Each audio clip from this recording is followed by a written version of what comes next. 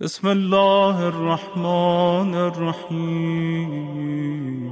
آخری زمانے میں جب حضرت مہدی کا ظہور ہوگا تو حضرت عیسیٰ ان کے پیچھے نماز پڑھیں گے۔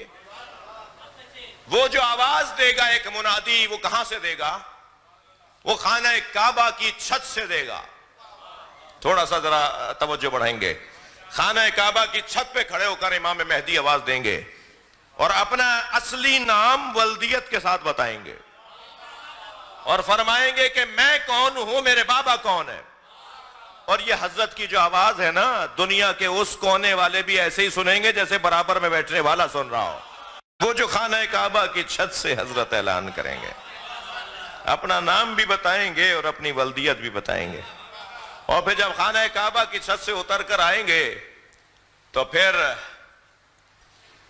حضرت کعبے کی دیوار سے کھڑے ہو کر ایک خطبہ دیں گے اور وہ خطبہ میرے مولا کا پوری دنیا سنے گی۔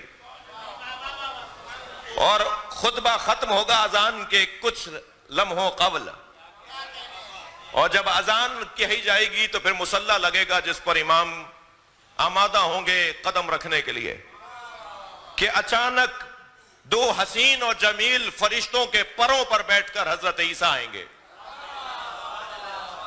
اور خانہ کعبہ میں موجود ساری دنیا امام حضرت عیسیٰ کی زیارت کریں گے۔ حضرت عیسیٰ آئیں گے اور پھر حضرت عیسیٰ کو دیکھ کر امام مہدی ان سے بغلگیر ہوں گے، معانقہ کریں گے، مصافحہ کریں گے۔ اور پھر حضرت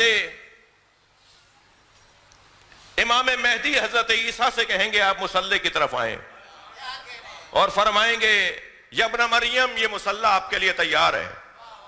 تو امام مہدی سے حضرت عیسیٰ کہیں گے یا ابن زہرا یہ آپ کی ملکیت ہے۔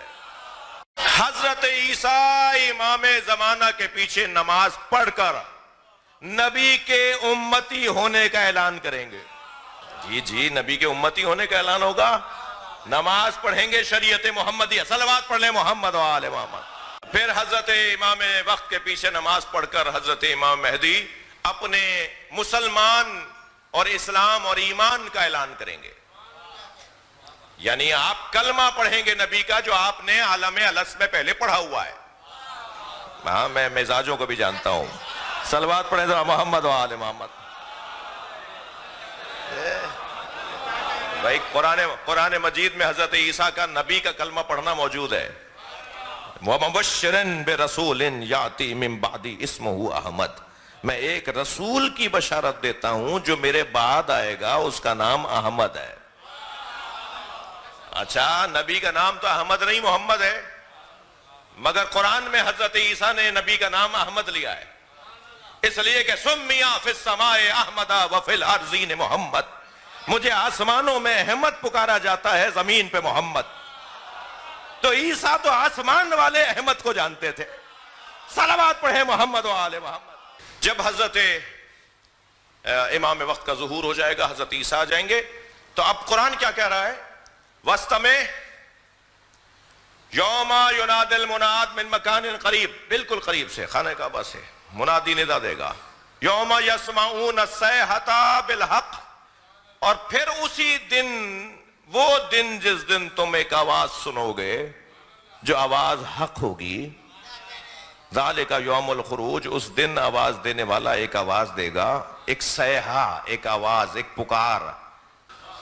وہ جو اس دن آواز آئے گی صیحہ، جس سے مراد، جس کو صیحہ کہا ہے، وہ دو آوازیں ہوں گی، صیحتان، دو طرح کی آوازیں ہوں گی، صیحۃ الجبریل و صیحۃ الابلیس۔ ایک آواز ہوگی جو جبریل کی ہوگی، بھائی ذرا سنبھل کے بیٹھیے گا، میں کچھ کہنے جا رہا ہوں۔ ایک آواز جبریل کی ہوگی اور ایک آواز ابلیس کی ہوگی۔ صیحۃ الجبریل وہو من اول اليوم، وہ جو جبریل کی آواز ہوگی وہ صبح کے وقت ہوگی۔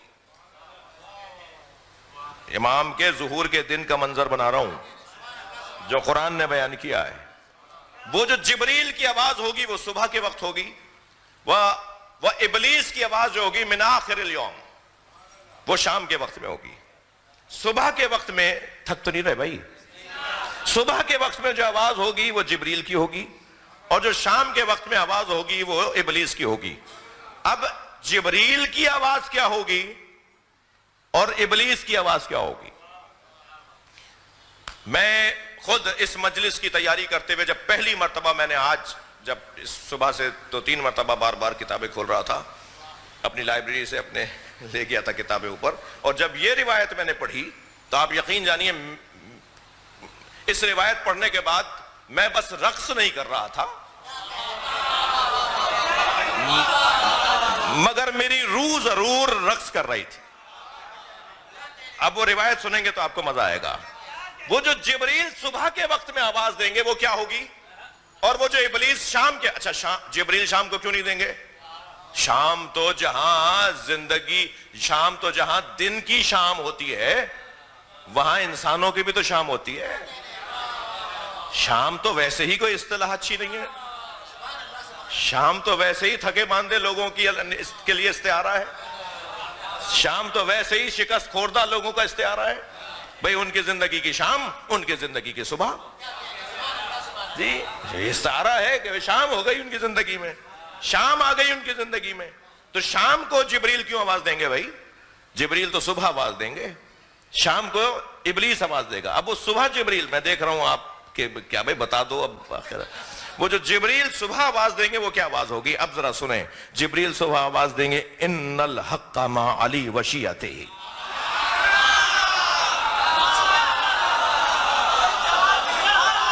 اے ماں سبحان اللہ. یہ امام باقر کی روایت سنا رہا ہوں میں آپ کو. امام فرما رہے ہیں کہ جبریل یوم ظہور امام مہدی صبح کے وقت میں جو آواز دیں گے وہ آواز دیں گے حق علی کے ساتھ ہے اور علی کے شیعوں کے ساتھ. بھائی بات کرو نا میرے ساتھ، تھوڑا سا توجہ بڑھائیں. جو 1400 سال سے علی کے نام پہ پریشانیاں اٹھا رہے ہیں، دکھ اٹھا رہے ہیں، جنازے اٹھا رہے ہیں، دھماکے سہ رہے ہیں، میتیں اٹھا رہے ہیں، جو 1400 سال سے زندانوں میں رہے، قید خانوں میں رہے، ان کو اس سے بڑھ کر اور کیا بشارت ہوگی کہ جب امام ظہور کریں گے تو علی علی ہوگا. ان الحق مع علی وشیعتہ. اچھا بھائی امام زمانہ کی امامت ہے تو امام کے نام کا اعلان ہونا چاہیے نا. وہ امام کے ظہور کا دن ہے تو وہ تو امام کا نعرہ لگنا چاہیے نا. ہم ہی کہتے ہیں نا اپنے بچوں سے کہ جس امام کے زمانے میں اسی امام کی بات کرو، تو ہم جس امام کے زمانے میں انہی پہ تو اشرا کر رہے ہیں. جس امام کے زمانے میں اسی امام کی بات کرو. میں یہ کہتا ہوں جس امام کے زمانے میں ہیں ہم اسی کی بات کر رہے ہیں، مگر وہ جس کی بات کرتا ہے اسے علی کہتے ہیں. یعنی در حقیقت ظہور امام مہدی نہیں ہوگا، اعلان ولایت علی ہوگا. یہ جب حضرت ظہور فرمائیں گے تو 2 طرح کی آوازیں آئیں گی. ایک صیحت و صیحتان، میرے مولا باقر فرما رہے ہیں 2 آوازیں آئیں گی بھئی. صیحت الجبریل، صیحت الابلیس. جی صیحت الجبریل و صیحت الابلیس. جبریل کی آواز یہ ہوگی ان الحق مع علی وشیعتہ، حق علی اور علی کے شیعوں کے ساتھ ہے. اور شام کے وقت میں جب سب کچھ گزر چکا ہوگا، جب سفیانیوں پہ شام آ جائے گی.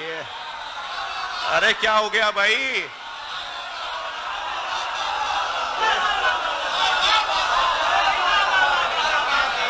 جب اہل بیت کے دشمنوں کی شام آ جائے گی، جب اہل بیت کے دشمنوں کے تمام معاملات نمٹ چکے ہوں گے، تو اس وقت شام کے وقت میں ابلیس آواز دے گا ان الحق مع السفیانی وشیعتہ. حق سفیانی کے ساتھ اور اس کے شیعوں کے ساتھ. میں کچھ چیزوں کے بارے میں یقین رکھتا ہوں کہ اس میں حکمت ہے. جس سے میری فاطمہ ناراض اس سے اللہ ناراض. یہ بی بی کے لیے ہی کیوں نبی نے کہا؟ کچھ ہونا تھا. اور امام کے مقابل میں آنے والی طاقت کو سنی شیعہ نے سفیانی کیوں لکھا؟ بھئی اس سے زیادہ بولوں گا تو کچھ اور ہو جائے گا. جو امام وقت کے سامنے جو لشکر آئے گا، جو سردار آئے گا، جس کا لشکر آئے گا، اس سردار کا نام سفیانی کیوں ہے؟ اس لیے کہ اسلام کا تعلق تاریخ میں ہے جی۔ لہذا دونوں آوازیں پوری دنیا کو سنائی دی جائیں گی اور سب کو پتہ چل جائے گا کہ کون حق پر ہے۔ میں نے تو بھائی بڑا اس کا لطف لیا کہ امامت کا آغاز ہو رہا ہے امام زمانہ کا، ظہور ہو رہا ہے امام زمانہ کا، اور اعلان ہو رہا ہے علی کی ولایت۔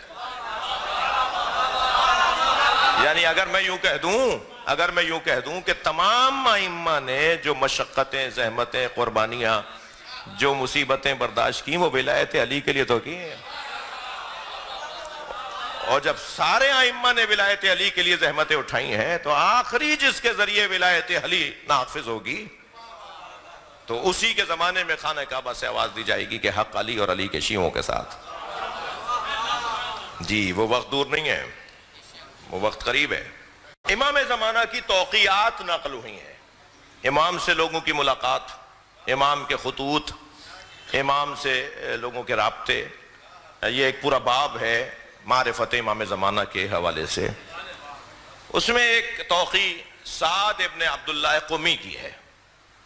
سعد ابن عبداللہ قمی کہتے ہیں کہ میں نے امام زمانہ سے پوچھا کہ مولا، امام مہدی سے، امام زمانہ سے، مولا امام کا تعین اور امام کا انتخاب، امام کے لیے صلوات پڑھیں، اللہم صل علی محمد و علی محمد۔ امام کا انتخاب امت کیوں نہیں کر سکتی؟ بھائی یہ جو اب روایت سنانے جا رہا ہوں، میں نے اس کا بھی خود بھی لطف لیا ہے۔ امت امام کا انتخاب کیوں نہیں کر سکتی؟ پوچھا اس سے جا رہا ہے جو خود اس بات پر دلیل ہے کہ امام کا انتخاب امت نہیں کر سکتی۔ سارا عالم اسلام متفق ہے کہ ایک وجود آنے والا ہے جن کا نام مہدی ہے، جن کے آنے کے بعد زمین عدل و انصاف سے پر ہو جائے گی، جن کے آنے پر ظلم و جور کا خاتمہ ہو جائے گا، جن کے آنے پر برکتیں ایسے رہیں گی کہ کوئی جاہل نہیں رہے گا، کوئی بھوکا نہیں سوئے گا، لوگ صدقہ لے کے مستحقوں کو ڈھونڈیں گے۔ اگر کسی کو مستحق جان کر اسے دینے لگیں گے تو وہ کہے گا میں خود صدقہ لے کر آیا ہوں، مجھے بھی کوئی مستحق نہیں مل رہا۔ ایسا مثالی زمانہ آ جائے گا، مگر سب نے لکھا ہے کہ وہ ظہور فرمائیں گے، وہ دنیا میں آئیں گے۔ کسی نے نہیں لکھا کہ امت ان کو منتخب کرے گی۔ جب آخری کو امت منتخب نہیں کرتی،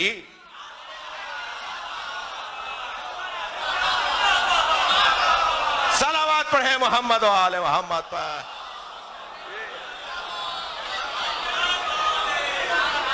تو پہلے کو امت کیسے منتخب کرے گی؟ اب خود امام سے پوچھا گیا کہ امام کو امت منتخب کیوں نہیں کرتی، کیوں نہیں کر سکتی؟ حضرت نے فرمایا کہ کس امام کی بات کر رہے ہو، امام مصلح یا امام مفسد؟ اب بھائی جو روایت ہے وہ تو میں سناؤں گا آپ کو۔